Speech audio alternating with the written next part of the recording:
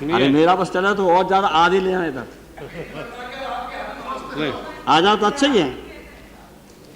इसे उपाध्यक्ष महोदय, ये परिपक्वता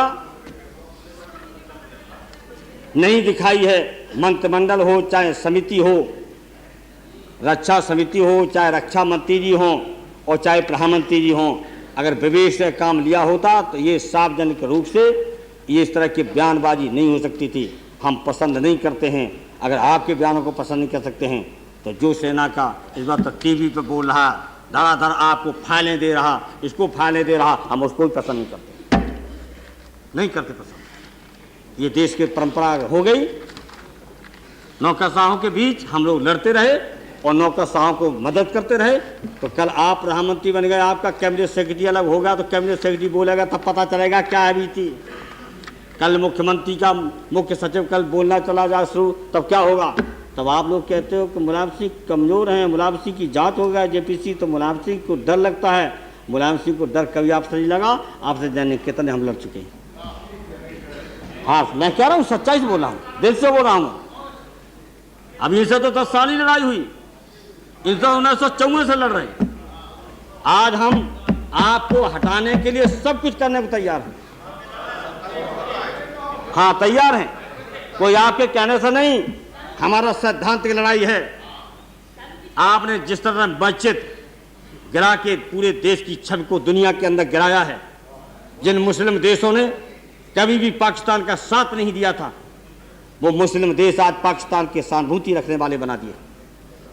आपने मुलायम सिंह को मुल्ला, मौलाना और जाने क्या क्या कहते रहे।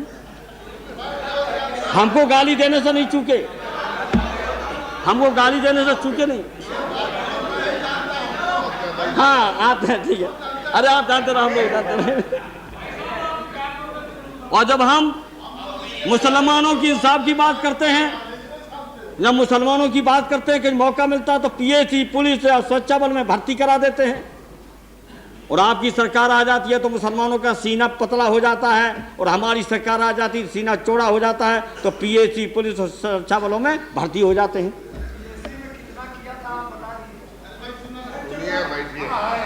अपने मुख्यमंत्री को पूछा जाके, अरे उन मुख्यमंत्री की चर्चा हम कर ही नहीं रहे, अपनी बात कह रहे। मुख्यमंत्री की चर्चा करने वाले हमारे तमाम साथी बैठे वहां, वो सब जानते क्या क्या हो रहा है, सब जानते। अरे क्यों बेचारे उस मुख्यमंत्री की यहाँ चर्चा कराना चाहते हो? अगर आप शुरू करते तो हम कर देंगे, हम नहीं करते। हमारी जहां होगी वहां होता रहेगा। इसलिए रक्षा के मामले में सार्वजनिक रूप से जो चर्चा की जा रही है, मैं नहीं पसंद करता हूं। चाहे रक्षा मंत्री करें, चाहे प्रधानमंत्री करें, चाहे कोई अफसर करे, कोई करे, हम इसको नहीं चाहते। हम अब भी चाहते कि बैठ के रास्ता निकाला जाए, जिससे रक्षा संबंधी मामलों में अगर राजनीतिकरण हो गया, वो आप खूब कर रहे हैं, अच्छी तरह कर रहे हैं। आपने क्या क्या राजनीतिकरण किया, सारी संस्थाओं को बर्बाद कर दिया, लोकतंत्री संस्थाएं जितनी उनको चौपट किया। आपने छोटी छोटी समितियों से लेकर के, पंचायतों से लेकर के और यूनिवर्सिटी में जाकर के राज्यपाल तक सारे के सारे जो बताए हुए आरएसएस के लोगों को अड्डा बना दिया। अड्डा,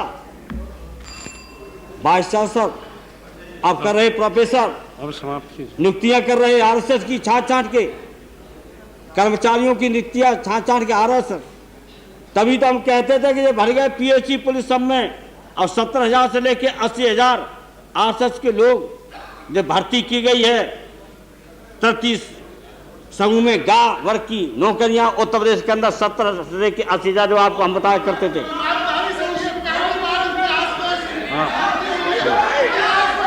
और उसमें 20% से लेके 30% आरएसएस के हार्डकोर और नागपुर से सूचियां आकर के भर्ती कर दी गई, जिनकी नौकरी 38 साल 40 साल है। तब हम कहते थे इनकी सरकार मत बनने दो।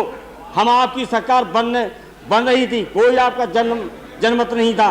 25% आपको वोट मिला था, आप जनमत नहीं आपको मिला था। बड़े दल के रूप में आए थे आप, तब भी हम चाहते थे कि भारतीय जनता पार्टी की सरकार न बने, वरना देश को तबाह कर देंगे। अभी अब समाप्त देश को कीजिए। तबाह किया है। आप 50 minute governor, vice please. Chancellor, कुलपति से लेकर अभी थोड़ा और जहाँ हम अकेले बोले और अभी जॉर्ज साहब बोलेंगे 1.5 घंटा और ये 3-3.5 घंटा बोलेंगे प्रभुनाथ सिंह। ये हम नहीं अन्याय बर्दाश्त करेंगे, हमारे साथी और कुछ करेंगे।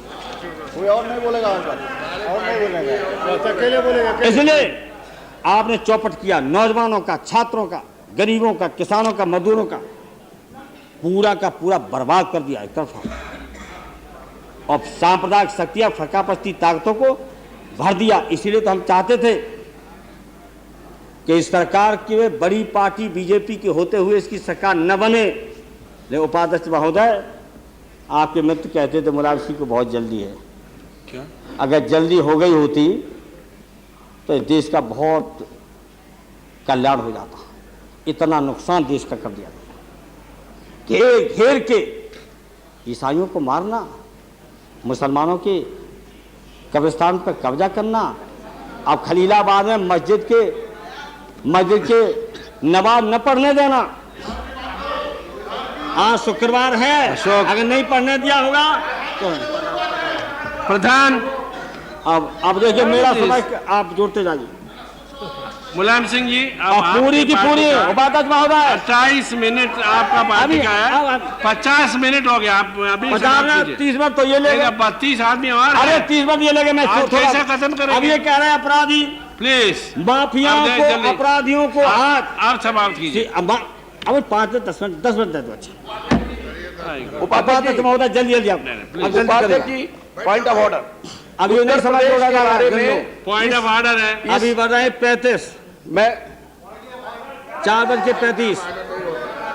उपाध्यक्ष जी, पॉइंट ऑफ ऑर्डर, उपाध्यक्ष ji, point of order, watch लो प्लीज। कोर्ट उपाध्यक्ष जी, कोर्ट मैं ये कहना चाहता हूँ, नहीं, आप कोर्ट कीजिए ना, कोर्ट के से। बारे में आज विश्वास मत प्राप्त नहीं किया जा रहा है। प्लीज आप बैठे नहीं, जो बोल पा रहे हैं आप। there is no point of order। सरकार के बारे में यहाँ जरा पर जल्दी खत्म बात कीजिए। बोला जा रहा है, उसके प्रदेश सरकार को कौन जवाब देगा? ये Don't- अफसोस की बात Don't interrupt। उपाध्यक्ष महोदय, अफसोस की बात है कि हेमंत जी, सीबीआई के कुछ लोग आज माफियाओं को, अपराधियों को, कातिलों को पूरी पूरी मदद कर रहे, बचा रहे कुछ लोग। और समय आ जाएगा, अगर तथ्य मांगेंगे आप, अगर तथ्यों पर अमल करेंगे तो हम आपको तथ्य दे देंगे। नहीं, हम तो चिट्ठी लिखी थी, कुछ लिखी थी, उसका जवाब तक नहीं दिया गया। हमारी चिट्ठी भले ही कैसी भी थी, उसका पत्र का उत्तर नहीं मिला। उत्तर मिल जाता तो मैं आपको बता देता। और माननीय गृह मंत्री जी, अगर आपने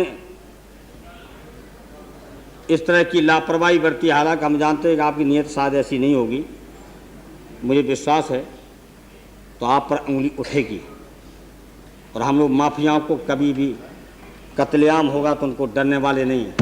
माफियाओं से चुनाव लड़ने में मुझे डर नहीं है। आप खूब समीक्षा करते हैं, बताओ माफिया जीत जाता कि हार जाता। हम कह रहे हैं, खुलेआम कह रहे हैं, हम तो हमारी क्या हत्या में क्या लग, हमारी हत्या हो जाए तो कौन, मेरी गरीबों की हत्या हो सकती है, मेरी हत्या हो जाएगी तो गरीबों की हो जाएगी, इन अल्पसंख्यक लोगों की आवाज़ कमज़ोर हो जाएगी, इतना हो जाएगा साहब। इसे मैं जानबूझ के दिल से बोल रहा हूँ, कोई गुस्से में नहीं बोल रहा, आरोप नहीं लगा रहा हूँ। आज सीबीआई के ही कुछ लोग जब माफियाओं को मदद करेंगे और निर्दोष लालू प्रसाद जी को जेल भेजेंगे, निर्दोष कोई भी नहीं है।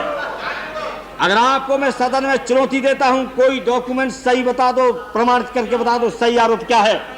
बताओ, राबड़ी देवी मुख्यमंत्री महिला, उनको 11 घंटे सीबीआई घर में बंद कर दे। मुख्यमंत्री को, संवैधानिक मुख्यमंत्री, चुनी हुई मुख्यमंत्री महिला मुख्यमंत्री, उनको 11 घंटे सीबीआई ने बंद रखा। वही सीबीआई माफियाओं को, गुंडों को, आज कुछ सीबीआई के कुछ लोग पूरी तरह से मदद कर रहे हैं। और यार, दुनिया का अपराध का अड्डा सबसे बड़ा दिल्ली है, जिसके जो देख रेख लॉ एंड ऑर्डर की गृह मंत्री जी के है। दुनिया का आंकड़ा मिला लो, आज सबसे बड़े अपराधी आज दिल्ली के अंदर है, सबसे ज्यादा अपराध दिल्ली के अंदर है। इसलिए हम चाहते हैं कि आपकी विदाई हो,